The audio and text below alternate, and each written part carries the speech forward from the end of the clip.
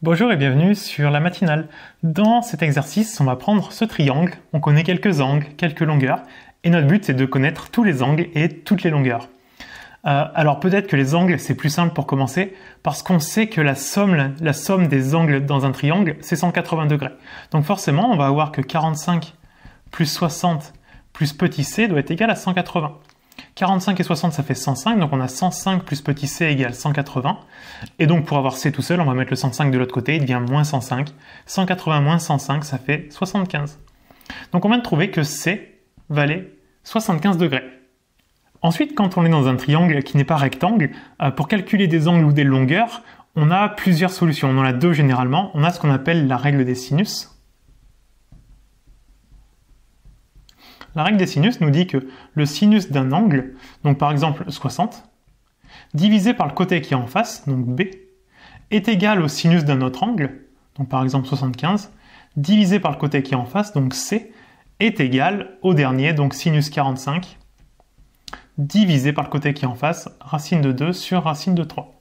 Ça, c'est la règle des sinus. On a aussi le théorème de Al-Kashi, qui nous dit que un côté au carré, par exemple B au carré, est égal aux deux autres côtés au carré, comme du Pythagore. Donc ici, ça ferait racine de 2 sur racine de 3 au carré, plus c au carré, moins 2 fois.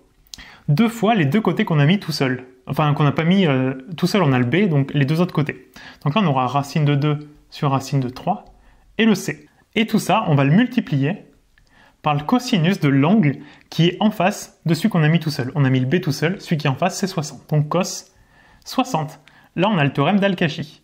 Alors, par lequel on peut commencer, qui est peut-être pas trop compliqué. On a deux côtés à calculer. Ce qu'on peut faire, c'est en calculer un avec Al-Kashi et un avec la règle des sinus pour voir les deux. Admettons qu'on commence par le côté B. Pourquoi pas B, il est ici. Si on fait avec la règle des sinus, il est là. Donc forcément, on doit utiliser cette fraction-là comme on veut trouver B. Ensuite, on a le choix entre utiliser celle-là ou celle d'en dessous. Le problème de la deuxième, c'est que le C, il est inconnu. Si on veut trouver B, il ne faut pas qu'on rajoute des inconnus. Donc on va plutôt privilégier la dernière qui n'a pas d'inconnu. Enfin, il y a le sinus, il faudra qu'on trouve sa valeur, mais c'est pas une inconnue.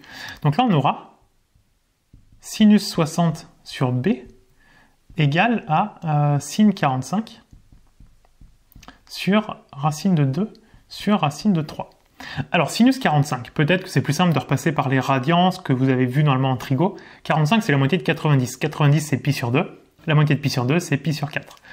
Donc ici, c'est comme si on avait du sinus pi sur 4 sur racine de 2 sur racine de 3. Et de l'autre côté, le sinus 60. 60, c'est un tiers de 180. 180, normalement, vous savez que c'est pi. Un tiers de pi, ça fait pi sur 3. Donc c'est comme si on avait sinus pi sur 3 divisé par b. Et puis là, c'est les valeurs que vous êtes censés connaître. Sinus pi sur 3, sinus pi sur 4. C'est les règles de trigo. Tout ce qui est en pi sur 6, pi sur 4, pi sur 3, il faut les connaître par cœur. C'est des valeurs qu'on ne peut pas retrouver forcément exactement graphiquement. Sinus pi sur 3, il vaut racine de 3 sur 2. Donc on a racine de 3 sur 2 divisé par b égale sinus pi sur 4, il vaut racine de 2 sur 2 divisé par racine de 2 sur racine de 3. Ce qu'on va faire, c'est pour simplifier un peu les calculs, au lieu d'avoir une division par une division ici, diviser par une fraction, c'est comme multiplier par l'inverse. Donc au lieu de diviser par ce truc-là, c'est comme si on faisait fois le contraire, donc on va fois l'inverse, on va échanger numérateur et dénominateur. Donc on va faire racine de 3 sur racine de 2. Maintenant, regardez, on fait fois racine de 2 ici, divisé par racine de 2 ici. Il dégage. Il nous reste racine de 3 divisé par 2.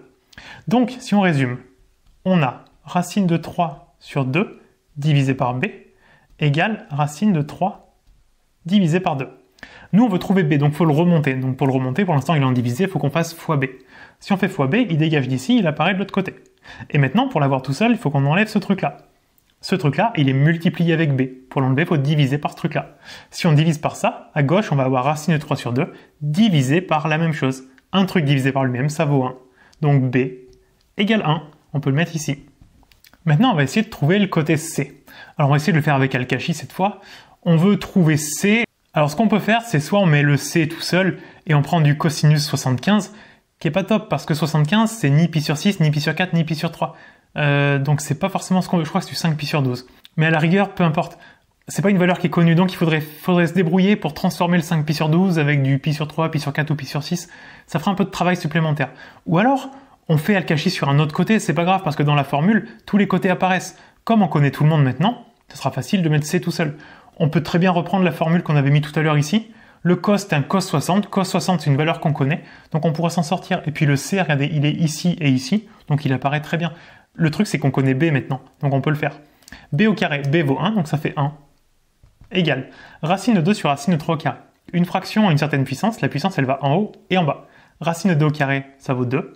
Racine de 3 au carré, ça vaut 3. Plus, à côté, on a C au carré, moins. Alors là, on a quoi? On a 2 fois racine de 2 sur racine de 3 fois C. Et le cos 60, c'est le cos pi sur 3 qui vaut 1/2. D'ailleurs, comme tout est multiplié ici, le fois 2, qui est ici, va se compenser que divisé par 2. Il dégage. Donc il va nous rester 1 égale 2 tiers plus C au carré moins C fois racine de 2 sur racine de 3. J'ai juste échangé les deux ici, mais bon, à la rigueur, peu importe. Nous, on veut trouver C. Et on se rend compte d'un truc, c'est que là, on a du C carré et du C. Ça nous fait penser à un polynôme du second degré. Et pour un polynôme du second degré, ce qu'on sait très bien faire, c'est mettre tout le monde du même côté pour avoir 1 égale 0 et faire un delta. Donc le 1 qui est à gauche, on va le mettre à droite, il va devenir moins 1. Et on aura tout ça. Et là, on peut faire un delta. Delta, B au carré. B, c'est la quantité de X. Bon, ici, c'est pas des X, c'est des C, mais c'est pareil. La quantité de C, il y en a moins racine de 2 sur racine de 3. Donc B au carré, moins 4 fois. A, c'est la quantité du truc qui est au carré. C carré, il y en a 1. Et le petit c, alors pas confondre petit c, grand c, on ne sait pas trop de quoi on parle. Le petit c, c'est la quantité de ce qui n'a pas d'inconnu. Ici, l'inconnu, c'est c. Ce qui n'a pas d'inconnu, c'est le moins 1 plus 2 tiers. Alors peut-être qu'on peut le calculer celui-là. Moins 1 plus 2 tiers, c'est comme si on avait moins 3 tiers plus 2 tiers. Autrement dit, moins 1 tiers.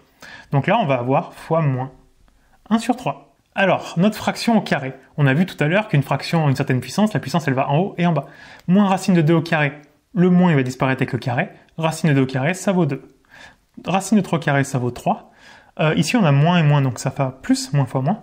Et 4 fois 1 tiers, ça fait 4 tiers. 2 tiers plus 4 tiers, ça nous fait 6 tiers au final. Égal. Delta, une fois qu'on l'a calculé en cas de son signe, il est positif, ce qui veut dire qu'on a deux solutions à l'équation qu'on est en train de résoudre. x1 qui est égal à moins b. Alors b, c'est la quantité du truc qui est à puissance 1, de notre inconnu puissance 1, donc c tout court.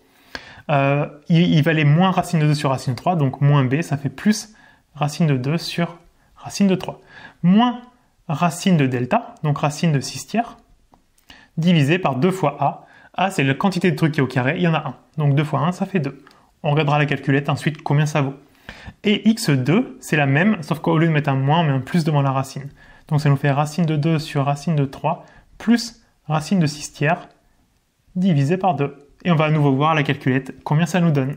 Avant de continuer, il faut que je te parle de Mathgenius. Mathgenius, c'est la solution pour réussir en maths en première et en terminale. Simple, rapide et efficace. Allez, suis-moi, je te montre comment ça marche. Tu choisis ton chapitre parmi tout le programme de première et de terminale. Tu maîtrises l'essentiel du cours, expliqué simplement en vidéo de moins de 10 minutes. Tu l'appliques immédiatement sur les exercices indispensables, maîtrise-les et tu seras à l'aise partout. Tu prépares tes contrôles avec les flashcards. Tu retrouves toutes les notions que tu dois maîtriser, tous les points que tu dois savoir faire, ce qui te permet de réviser hyper simplement. Si jamais tu as besoin d'aide, je suis là. Tu peux me poser tes questions par chat directement dans le programme. Les maths sont le critère de sélection numéro 1 pour accéder aux études post-bac. Si tu veux pouvoir choisir tes écoles après le bac, alors n'attends plus, rejoins-moi tout de suite pour pouvoir viser plus haut. Je te laisse le lien en description et nous on retourne à la vidéo. Et donc finalement la calculatrice, on va trouver moins 0,3 pour le premier et 1,115 pour le deuxième. Oui, petit détail, 6 sur 3, bon, j'aurais pu le simplifier un peu. C'est vrai qu'en faisant le calcul, je me suis rendu compte que ça faisait 2. Mais bon, c'est pas faux en soi, hein. Mais bon, 6 sur 3, on peut le simplifier, c'est égal à 2. On a trouvé deux solutions. Maintenant, la question, c'est toujours, il n'y a qu'un côté. Et un côté, il ne vaut pas deux valeurs différentes. Lequel on prend? Un côté, c'est une longueur. Est-ce qu'une longueur peut être négative? Impossible. Donc, x1, c'est pas possible. Donc, par élimination, notre côté grand C, il vaut environ 1,115. Et sur une copie, mettez plutôt la valeur exacte, racine de 2 sur racine de 3, plus racine de 2, le 6 tiers, divisé par 2. C'est la valeur exacte, c'est ce qu'on attend de vous.